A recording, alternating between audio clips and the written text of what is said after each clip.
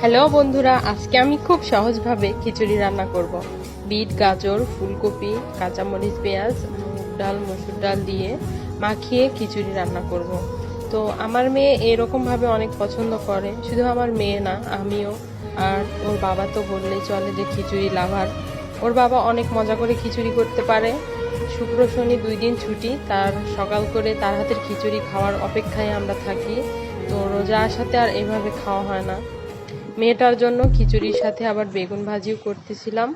তো আমার মেয়ের যাই হোক না কেন খিচুড়ির সাথে ঘি তো লাগবেই। বেগুন ভাজি, ডিম ভাজি ওর না থাকলেও ঘিটা থাকতেই হবে। ক্ষীরা খাবে তাই নিজেই করতেছিল।